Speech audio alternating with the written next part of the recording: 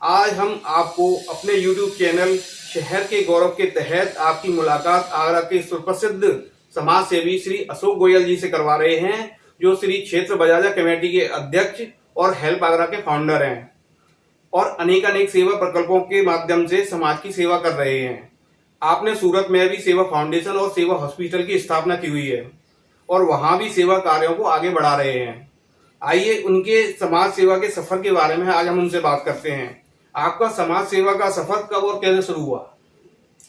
देखिए, समाज सेवा का सफर सर्वप्रथम 1971 में सेंट जॉन्स कॉलेज छात्र संघ के चुनाव में कोषाध्यक्ष का पदभार ग्रहण करने पर मिला।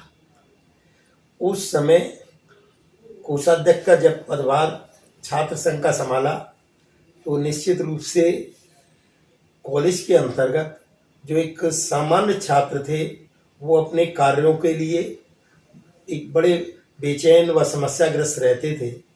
प्रभु कृपा से उनके सभी प्रकार के कार्य बहुत सहजता और सरलता से कॉलेज से और यूनिवर्सिटी के माध्यम से कराने में प्रभु ने शक्ति प्रदान करी, जिससे कि समाज सेवा के प्रति हौसला बढ़ता गया।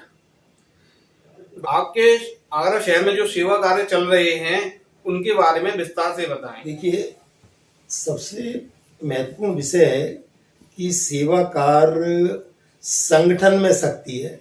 इसको मानते हुए 5 जून 1973 को पूज्य पापा जी ने मुझे व्यापारिक के लिए अग्रणी करके सूरजवान अशोक कुमार के नाम से जैन मार्केट में व्यवसाय का प्रारंभ किया।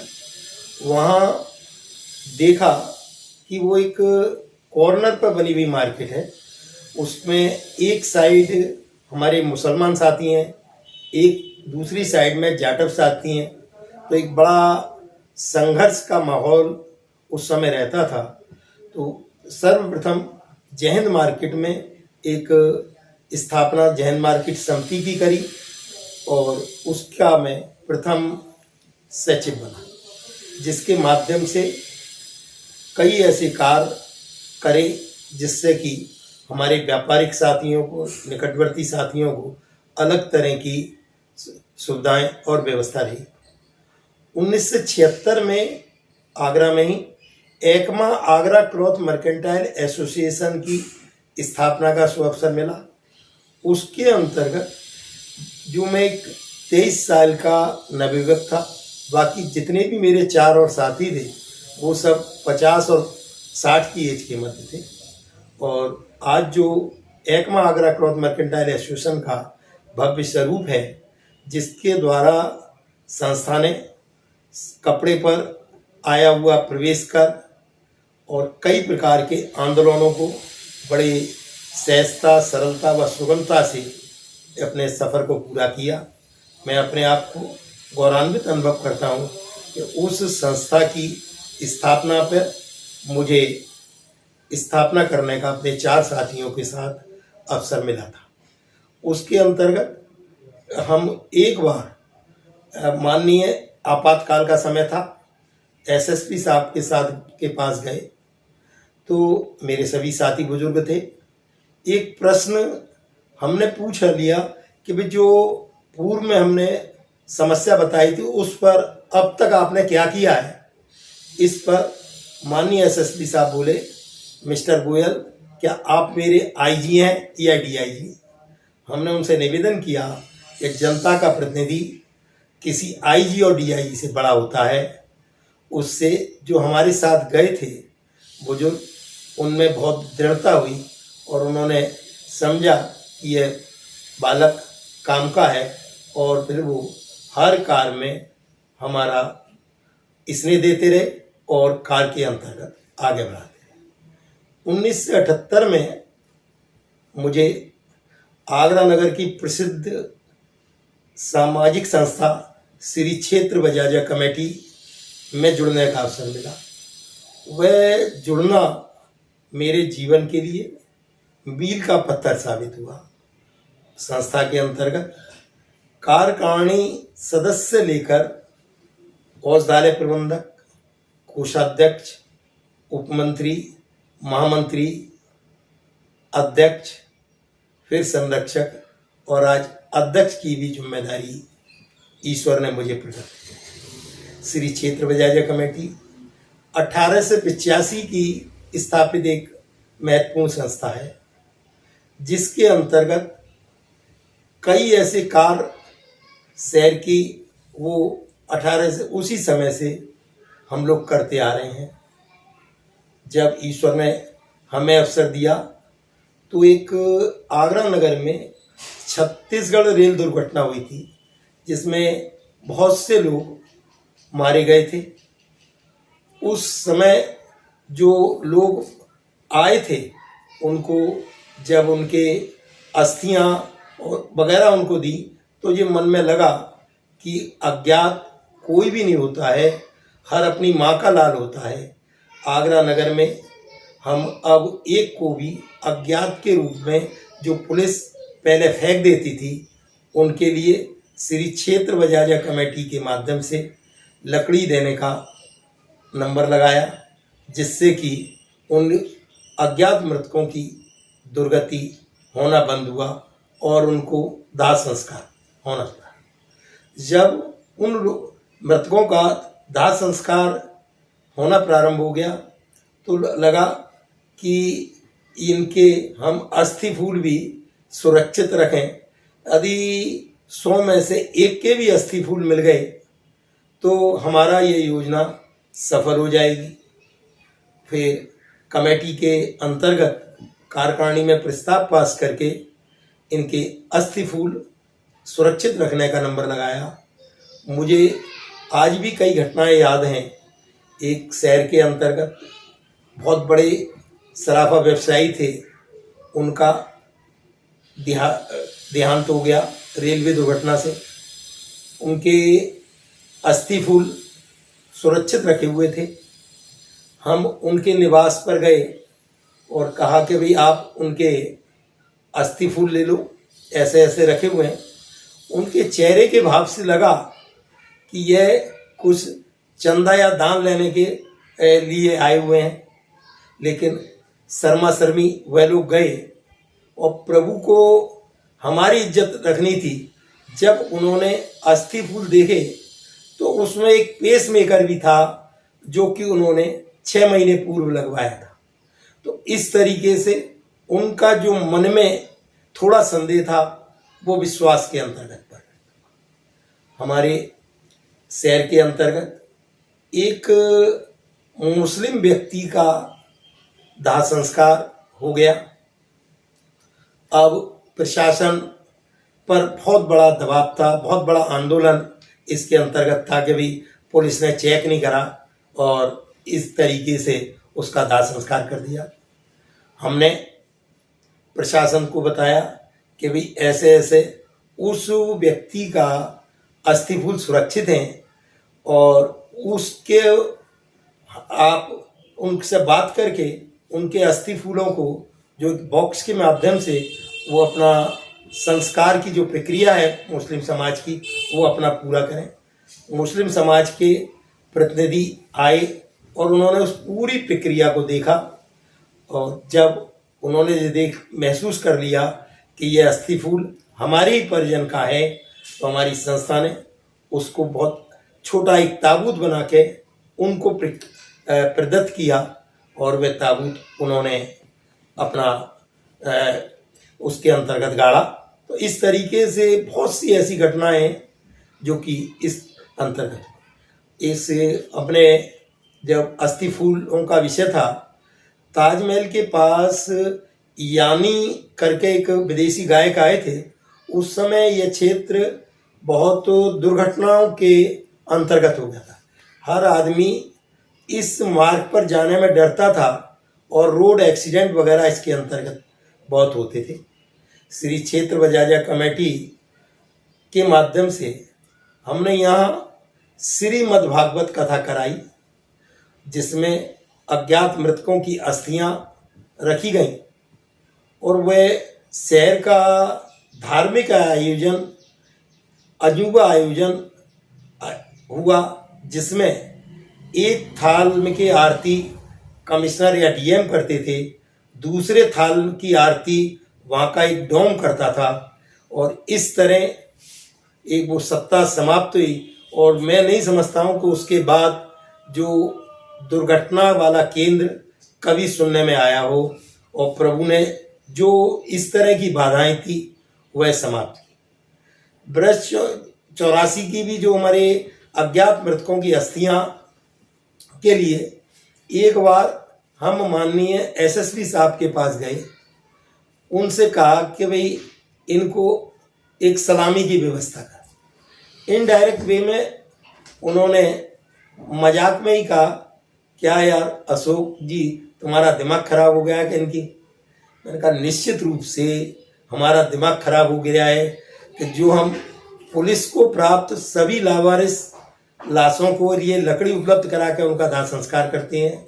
हमारा दिमाग खराब है, हम इसीलिए इन अज्ञात मृतकों की अस्थियों को हम सुरक्षित रखते हैं। हमारा दिमाग खराब है जो हम इनको अस्थि फूलों को गंगा जी विसर्जन ले जाना चाह रहे हैं, लेकिन हमको इन प्रत्येक अस्थियों में सुभाष चंद्र बोस नजर आते हैं। बस यह बात उनके गले पर बैठ गई और उन्होंने इस तरह का आदेश कर दिया। आज आगरा से जब भी अज्ञात मृतकों की अस्थियां गंगा विसर्जन या बृहस्पति 84 पर किसी भी धार्मिक कार्य के लिए जाती हैं तो पुलिस की सलामी दी जाती है। यह विश्व में संभवतः पहली घटना हुई। इन अस्थियों को लेकर हमने बृहस्पति 84 की भी यात्रा कराई, और बड़े बड़े जो ब्रज के संत हैं उन्होंने आकर इनको अपनी शुभकामनाएं दी। किसी ने मानसरोवर का जल चढ़ाया, किसी ने कुछ कहा। इवन जब यात्रा समाप्त हुई तो शहर के एक प्रसिद्ध व्यक्ति ने अपने उद्गार में कहा कि मेरी तो अब यही इच्छा है कि मेरा मृत्यु अज्ञात के रूप में हो, जिससे कि कम से कम मेरी अस्थियों को कोई ना कोई अशोक बृहस्पति 84 की यात्रा करा सके। तो निश्चित रूप से यह जो कदम सेवा का, यह ईश्वरी कृपा से ही संभव है। बिना उसकी कृपा से कोई भी कार्य संभव नहीं हो सकता। उत्तर भारत में प्रथम डायलिसिस सेंटर की स्थापना का अवसर श्री क्षेत्र बजाजा कमेटी के माध्यम से मुझे मिला। कोई हम लोग नरसी का भात वगैरह इस तरह की कहानियों को कपोल कल्पित मानते हैं, लेकिन सेवा में हम इन कहानियों का सत्य उजागर, मन में एक कल्पना आई। कृष्णापुरी में एक डायलिसिस सेंटर देखा और हम शांत होकर बैठे हुए थे। एक कार्यक्रम में मिसेस पटनी मनोरमा शर्मा से कहती हैं, क्या यहाँ कोई अशोक गोयल आए हैं? मैंने कहा हाँ, मैंने मुकेश जी के साथ देखे हुए। तो उन्होंने हमारी ढुलाई कराई, वार्तालाप करी और कहा भी मेरा अपना डायलिसिस सेंटर है, मैं चाहती हूँ इसको कोई सामाजिक संस्था चलाए। उनके तो ये शब्द सामान्य थे, लेकिन मैंने ईश्वर का इशारा समझा कि भाई तुझे दिल्ली देखने के लिए भेजा, और आज ये नरसी के भात की तरीके से ये मिसेस पटनी को तेरे पास भेजा है, अब इसको तुझे चलाना है। प्रभु ने अवसर दिया, बहुत झंझाट के बाद, और श्री क्षेत्र बजाजा कमेटी के माध्यम से ईश्वर ने इसको चलाने के अंतर्गत हम सफल। इसी तरह आगरा नगर का पोस्टमार्टम गृह बहुत जर्जर और बहुत अव्यवस्थित अवस्था में था। डॉक्टर देवकी नंदन उस समय प्रिंसिपल थे। एक ड्रॉबैक क्या था कि जो पोस्टमार्टम गृह वो जिला अस्पताल के अंतर्गत आता है, और पोस्टमार्टम गृह की व्यवस्था वह एसएन मेडिकल कॉलेज। इसलिए सरकारी अनुदान हर एमएलए ने प्रयास भी किया, लेकिन वो पैसा लग ही नहीं पाता था, क्योंकि वो जगह जिला अस्पताल की होने पर ही वो पैसा लग सकता था, और एसएन के अंतर्गत पैसा एसएन के प्रोजेक्ट में लग सकता था। देवकी नंदन जी ने हमसे आग्रह किया कि भाई अशोक जी, इस कार्य के लिए आप आगे बढ़ें और पूरी नगर की जनता इसमें सहयोग देगी। निश्चित रूप से उस समय ये प्रोजेक्ट करीब 40 लाख रुपए का था। तो मुझे देवकी नंदन जी ने कहा कि भाई 10 लाख रुपए का सहयोग मैं करा दूंगा। अशोक जैन सीए ने कहा 10 लाख का सहयोग मैं करा दूंगा। ओम प्रकाश चांदी वालों ने कहा कि 10 लाख का सहयोग मैं करा दूंगा।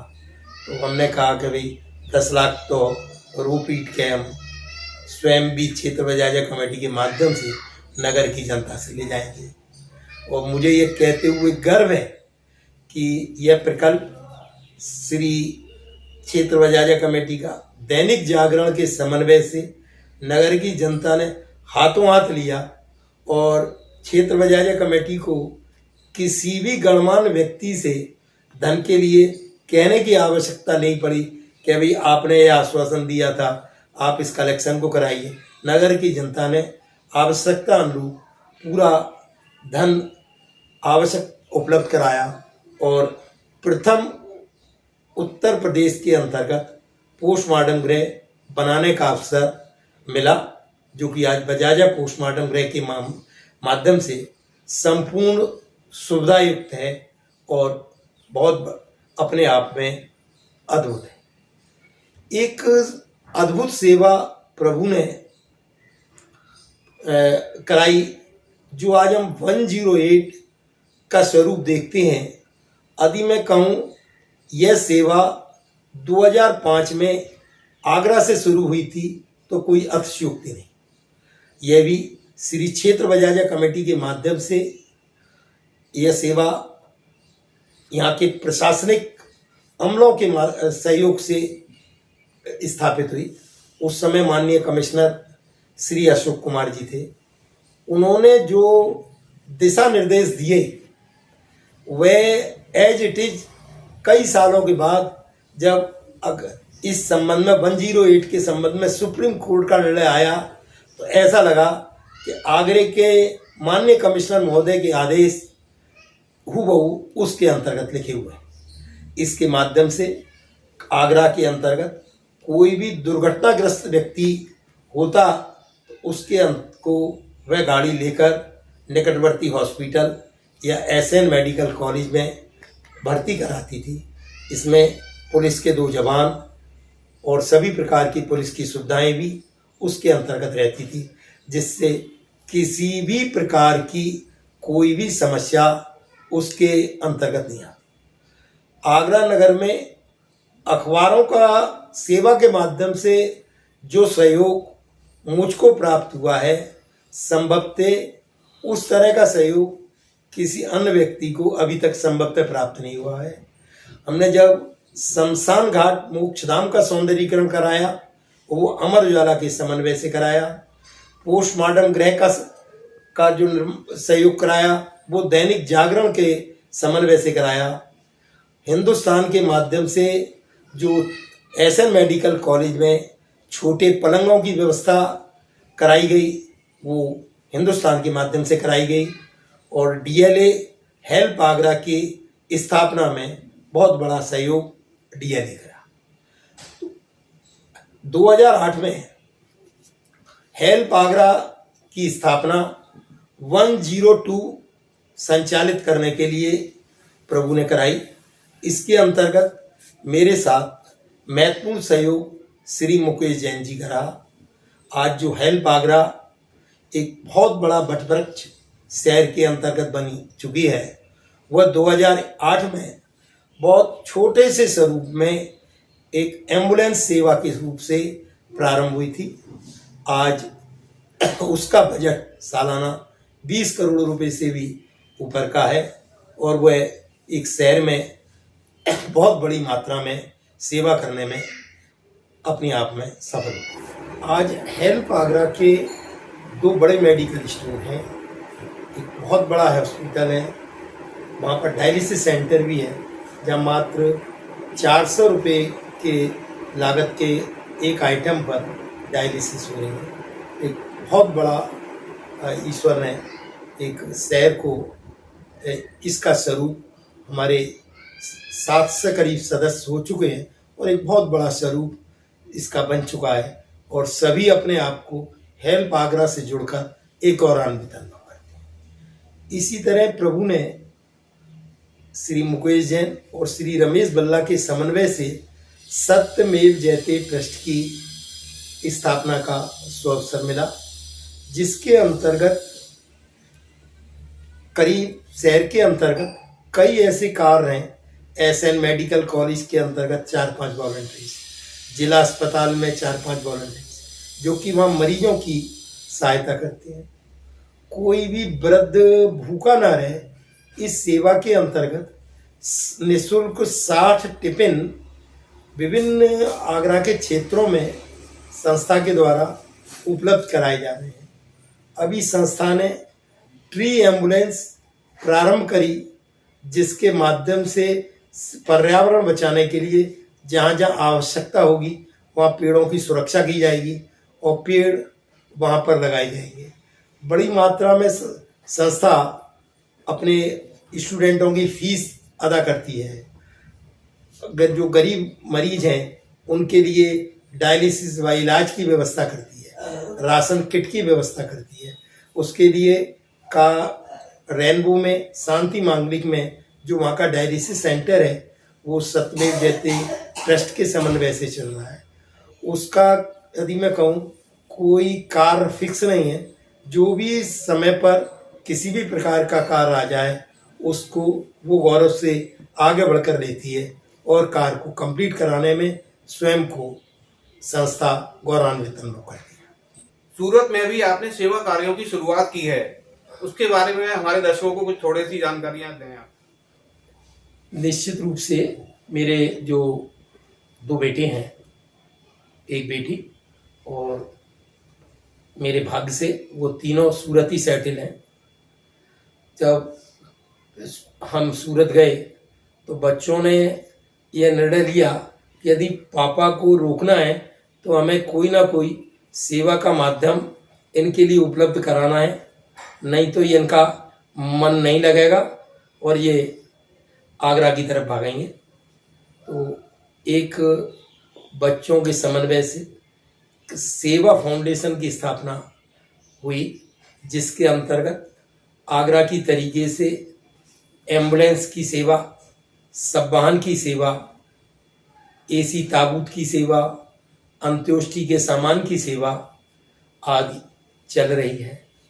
कोरोना के पीरियड में सूरत के अंतर्गत सेवा फाउंडेशन की सेवाएं बहुत अद्भुत रहीं, जिसमें जो मुख्य रूप से काढ़ा के साथ साथ एक हमने जो क्वारंटाइन सेंटर बनाया वहाँ के अग्रवाल संगठन के सहयोग से, वो बहुत बड़ा मील का पत्थर साबित हुआ, जिसमें यह सीखने को अवसर मिला कि भारत जैसे देश में कोई भी एक चिकित्सा सफल नहीं हो सकती। भारत जैसे देश के लिए आयुर्वेदिक, एलोपैथी, प्राकृतिक, होम्योपैथिक सभी का समन्वय स्वरूप होगा गंभीर चिकित्साओं में, वह ही अधिक सक्सेस होगा। इसका मुख्य कारण कोरोना के पीरियड के क्वारंटाइन सेंटर के अंतर्गत देखा कि हर मरीज को जो आयुर्वेदिक काढ़ा और योगा और शुद्ध खाना और एलोपैथी जो भी अच्छे से अच्छा इलाज है वो उसका परिणाम रहा कि इस पूरे सेंटर में कैजुअलिटी एक भी नहीं रही और वो एक सूरत में एक बहुत बड़ा अपनी पहचान देने के अंतर्गत सफल हुआ। तो उस समय से यह मन के अंतर्गत एक कल्पना और सपना है कि भारत जैसे देश में यदि हमें गंभीर रोगियों का कोई भी इलाज करना है तो हमें किसी एक पैथी के अंतर्गत निश्चित नहीं रहना है। आवश्यकता के अनुसार उसको विभिन्न पैथियों की जहाँ आवश्यकता हो वो उसको उपलब्ध करानी। 4 वर्ष पूर्व एक सेवा हॉस्पिटल करके सूरत के अंतर्गत प्रभु ने उसकी स्थापना का अवसर दिया। आज सेवा हॉस्पिटल सूरत में अपनी एक पहचान बन चुका है। उसकी अपनी 10,000 स्क्वायर फीट की अपनी ओन बिल्डिंग स्वरूप ले चुकी है, जिसमें सभी प्रकार के ऑपरेशन करने की सुविधाएं वहाँ उपलब्ध हैं। और मुझे उम्मीद है कि सेवा हॉस्पिटल भी सूरत में बहुत शीघ्र ही अपनी एक विशिष्ट पहचान जो कि वो बना चुका है, लेकिन अपना और भी अधिक बहुत बड़ा स्वरूप उसके अंतर्गत लेने में सफल हुआ। आगरा में एडीए द्वारा स्थापित विद्युत शवदाह के बारे में आप कुछ बताएं। आगरा के अंतर्गत आगरा विकास प्राधिकरण ने विद्युत शवदाह एक बनाया हुआ था। मेरा एडीए के अंतर्गत एक संजय प्लेस के अंतर्गत ये योजना चल रही थी, जिसमें जूता मार्केट के संयोजक श्री राजकुमार सावंत थे, मुझे कपड़ा मार्केट का संयोजक बनाया हुआ था। और इस तरह एक बहुत बड़ा मार्केट जो संजय प्लेस में जूता व कपड़ा का डेवलपमेंट हुआ है, उसमें कपड़ा मार्केट के संयोजक के नाते से उसमें कुछ ना कुछ ईश्वर ने मेरा अंशदान भी उसके अंतर्गत है। तो वहीं अधिकारियों की वार्तालाप में यह विषय था कि विद्युत शवदाह का संचालन कैसे हो, क्योंकि श्री क्षेत्र बजाजा कमेटी 100 वर्षों से अधिक शमशान घाट के संबंधित कार्य को कर रही है। तो एक मन के अंतर्गत यह विषय आया कि इसको संचालन की व्यवस्था श्री क्षेत्र बजाजा कमेटी के हाथों में रहे। इसके लिए हमें कमेटी के अंतर्गत कई मीटिंगों में प्रस्ताव पास कराया और फिर एडीए से ये श्री क्षेत्र बजाजा कमेटी को विद्युत शवदाह के संचालन के लिए मिला। मैं गर्व से कह सकता हूँ कि संपूर्ण यूपी में कोई भी विद्युत शवदाह ऐसा नहीं होगा जो कि स्थापना से अब तक स्थायी रूप से चालू रहा हो। आगरा का विद्युत शवदाह जब से श्री क्षेत्र बजाजा कमेटी के हाथ में आया है, आज तक हमेशा चालू रहा है। और कोरोना के पीरियड में तो यह 24 घंटे चालू रहकर एक बहुत बड़ी जन सेवा नगर की जनता व प्रशासन को करने में इसके माध्यम से क्षेत्र बजाजा कमेटी सफल रही है। भविष्य में आप और कौन कौन से सेवा कार्यों को शुरुआत करने की योजना बना रहे हैं? भविष्य के अंतर्गत एक आगरा नगर में गर्भ संस्कार एवं मैटरनिटी होम का स्थापना चल रही है। ये विश्व में पहला केंद्र बनेगा जिसमें जो माताएं, बेटियां, बहनें गर्भ के अंतर्गत बच्चे को ग्रहण करेंगी, उन बच्चों को हम अभिमन्यु की तरह किस तरीके से काबिल बनाएं, यह पूरी संरचना के साथ साथ एक मैटरनिटी होम भी उच्च स्तर का बनने जा रहा है और वह बहुत शीघ्र ही 3-4 महीने के अंतर्गत जनता के अंतर्गत अपनी सेवा प्रारंभ कर देगा।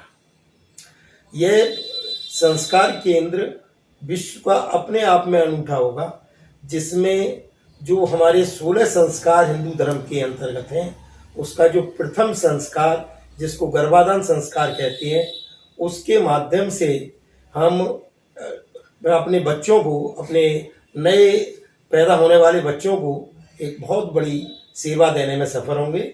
इसमें जापान बहुत आगे बढ़ रहा है, जैसे कि योगा, हमारा योगा होकर भारत के अंतर्गत आ रहा था, उसी तरीके से गर्भ संस्कार के सारे यूट्यूब चैनल जापान से आ रहे हैं। हमें उम्मीद है कि आगरा का यह केंद्र जो हमारा संस्कार का पूरा ज्ञान भारतीय संस्कृति में भरा पड़ा है, उस माध्यम से हम संपूर्ण विश्व को यह देने के अंतर्गत सफल होंगे। इसके साथ साथ आगरा फिरोजाबाद के मध्य कुंडला पर एक फिरोजाबाद के लोग एक बहुत बड़ा 20,000 गज में एक कैंसर हॉस्पिटल बना रहे हैं। वो भी कैंसर हॉस्पिटल बहुत अद्भुत व अनोखा है उत्तर भारत के लिए। उस कैंसर हॉस्पिटल के मध्य एक 650 गज जगह की जिम्मेदारी हमने नगर की जनता व समाज सेवियों के सहयोग से ली है। यह जो 20,000 फुट का कवर्ड एरिया होगा, इसके अंतर्गत कैंसर के उन पेशेंट रोगियों को रखा जाएगा जिनको कि हॉस्पिटल कह देता है अब इन्हें घर ले जाओ। जो मृत प्राय रोगी, जिनको कि जीवन की निश्चित सीमा कोई नहीं है, 10 दिन रहे, 15 दिन रहे, महीने भर रहे, उस हॉस्पिटल को मैं हॉस्पिटल नहीं कहूँगा, बल्कि सेवा मंदिर का ही स्वरूप रहेगा। सभी प्रकार का उसके अंतर्गत प्राकृतिक, होम्योपैथिक, आयुर्वेदिक, स्वयंमूत्र इलाज किया जाएगा। साथ साथ मनोवैज्ञानिक के और धार्मिक इलाज भी उसके अंतर्गत उपलब्ध होंगे। और हमें उम्मीद है कि वो भी एक अनोखा केंद्र जो कि आगरा नगर में स्थापित होगा, एक अपनी अलग पहचान बनाने में सफल होगा। जिस तरह से आगरा में हेल्प आगरा व सत्यमेव जयते ट्रस्ट अपनी एक पहचान बना रहे हैं, उसी तरीके से यह केंद्र भी अपनी एक पहचान बनाने में सफल होगा। आप समाज को क्या संदेश देना चाहेंगे? समाज को संदेश का एक ही है कि जिस पर ईश्वर की कृपा होती है वही यह सेवा का कार्य कर पाता है। मुझे तो अभी एक संत ने कहा कि तुम इस कार्य में लगे रहते हो, तुम अपने कुछ मोक्ष का भी प्रबंध कर रहे हो कुछ धर्म। मैंने कहा कि मैं तो प्रभु से यदि कहा जाएगा कि मांगा जाए तो मैं यही मांगा कहूँगा कि जिस तरह इस जन्म में तू मेरे से कुछ कार्य करा रहा है, उसी तरह के कार्य विभिन्न जन्मों के द्वारा मेरे से कराए, यही मेरी उससे अभिलाषा रहेगी। हमारे चैनल से बात करने के लिए आपका बहुत बहुत धन्यवाद।